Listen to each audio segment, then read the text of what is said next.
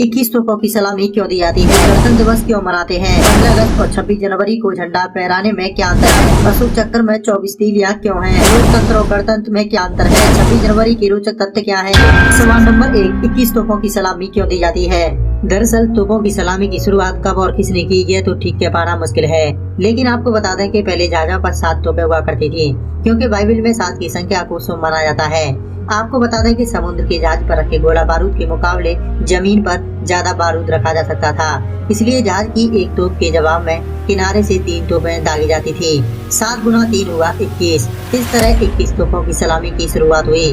किसे कितनी तोपों की सलामी दी जाएगी इसका एक नियम था। मसलन ब्रिटिश सम्राट को 101 तोपों की सलामी दी जाती थी, जबकि दूसरे राजाओं को 21 या 31 की। लेकिन फिर ब्रिटेन ने तय किया कि अंतर्राष्ट्रीय सलामी 21 तोपों की होनी चाहिए। अमेरिका में भी 21 तोपों की सलामी की प्रथा है। हालांकि भारत में इस परंपरा की शुरुआत ब्रिटिश शासन के दौरान हुई थी। भारत में गणतंत्र दिवस की परेड के दौरान राष्ट्रपिता को 21 तोपों की सलामी दी जाती है। ये सलामी 21 तोपों से नहीं बल्कि भारतीय सेना की 1941 में बनी 7 तोपों से दी जाती है। जैसे ही राष्ट्रपति के बॉडीगार्ड के सीईओ राष्ट्रपति को सलामी करते हैं, उसी समय ये तोपें फायर की जाती है। राष्ट्रीय गान शुरू होते ही पहली सलामी दी जाती है और ठीक 52 सेकंड के बाद आखिरी सलामी दी जाती है। सवाल नंबर 2, गणतंत्र दिवस क्यों मनाते हैं? जैसा कि आप सभी बहुत अच्छे से जानते हैं कि सारा हिंदुस्तान बड़ी धूमधाम से गणतंत्र दिवस को मनाता है, लेकिन इस दिन को मनाने के साथ साथ इसको मनाने का कारण भी हम सभी को जानना बहुत जरूरी है। आखिर हम कितने साल से गणतंत्र दिवस को मना रहे हैं? आइए इस सवाल के जवाब में जानते हैं।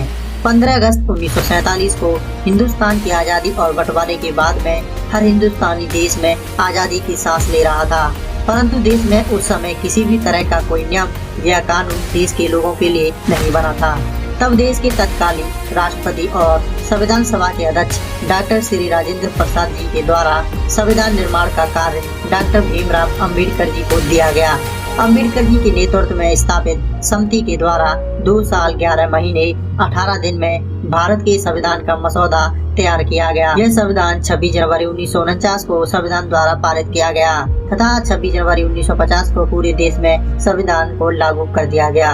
हमारे देश में यह संविधान पूरे विश्व में सबसे बड़ा लिखित संविधान है, जिसमें पहले 395 अनुच्छेद, 8 अनुसूचियां, 22 भाग थे और जो वर्तमान में बढ़कर 448 अनुच्छेद, 12 अनुसूचियां एवं 25 भाग हैं। इस विशाल और महान संविधान जिसने हमें हमारे हक और अधिकारों के लिए लड़ने की ताकत दी है, इसकी रक्षा करना हम सभी देशवासियों का परम कर्तव्य है। इस महान संविधान ने देश में सभी धर्मों को बराबर का दर्जा दिया है।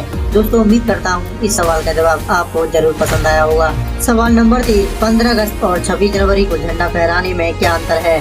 नंबर 1, 15 अगस्त स्वतंत्रता दिवस के अवसर पर झंडे को नीचे से रस्सी द्वारा खींचकर ऊपर ले जाया जाता है, फिर खोलकर फहराया जाता है, जिसे ध्वजारोहण कहा जाता है, क्योंकि यह 15 अगस्त 1947 की ऐतिहासिक घटना को सम्मान देने हेतु किया जाता है। संविधान में इसे अंग्रेजी में फ्लैग होस्टिंग ध्वजारोहण कहा जाता है, जबकि 26 जनवरी गणतंत्र दिवस के अवसर पर झंडा ऊपर ही बना रहता है, जिसे खोलकर फहराया जाता है। संविधान में इसे फ्लैग अनफर्लिंग झंडा फहराना कहा जाता है।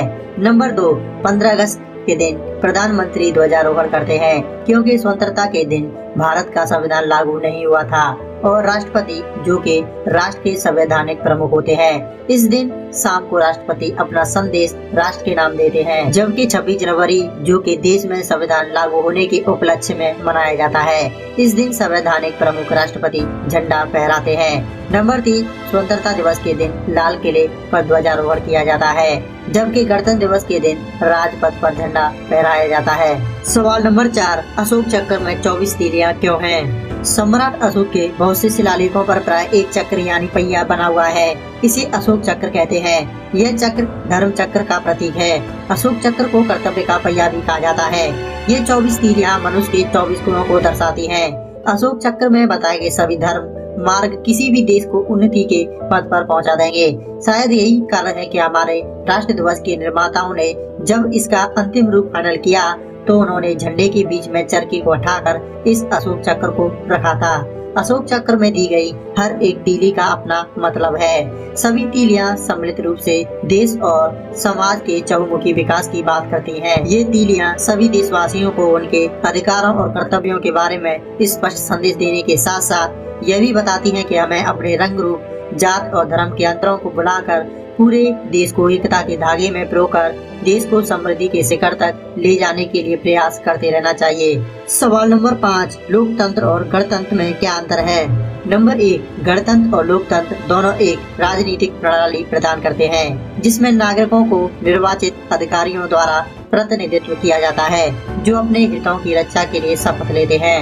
नंबर 2, एक शुद्ध लोकतंत्र में वोटिंग बहुमत द्वारा कानूनों को सीधे बनाया जाता है जिससे अल्पसंख्यकों के अधिकार काफी हद तक असुरक्षित हो जाते हैं। नंबर 3, लोकतंत्र के 3 प्रमुख प्रकार हैं: प्रत्यक्ष लोकतंत्र, प्रतिनिधित्व लोकतंत्र, संवैधानिक लोकतंत्र। वहीं गणतंत्र के 5 प्रकार: संवैधानिक गणराज्य, संसदीय गणराज्य, राष्ट्रपति गणराज्य, संघीय गणराज्य, लोकतांत्रिक गणराज्य। नंबर 4, लोकतंत्र में सत्ता लोगों के हाथों में होती है, गणराज्य में सत्ता व्यक्तिगत नागरिकों के हाथ में होती है। नंबर 5, लोकतांत्रिक व्यवस्था में कानून बहुमत से बनते हैं, गणतंत्र प्रणाली में लोगों के चुने हुए प्रतिनिधियों द्वारा कानून बनाए जाते हैं। नंबर 6, एक देश में एक से अधिक प्रकार के लोकतंत्र हो सकते हैं, एक देश में एक से अधिक प्रकार के गणराज्य हो सकते हैं। नंबर 7, लोकतंत्र में सरकार पर कोई अड़चन नहीं है, एक गणराज्य में सरकार पर अड़चन है। सवाल नंबर 6, 26 जनवरी के रोचक तथ्य क्या है? नंबर 1, देश में राजपथ पर गणतंत्र दिवस की परेड आयोजित होती है। यह परेड 8 किलोमीटर की होती है और इसकी शुरुआत रायसीना हिल से होती है। उसके बाद राजपथ इंडिया गेट से होते हुए ये लाल किले पर समाप्त होती है। नंबर 2, 26 जनवरी 1950 को पहली गणतंत्र दिवस परेड राजपथ के बजाय तत्कालीन इरविन स्टेडियम में हुई थी।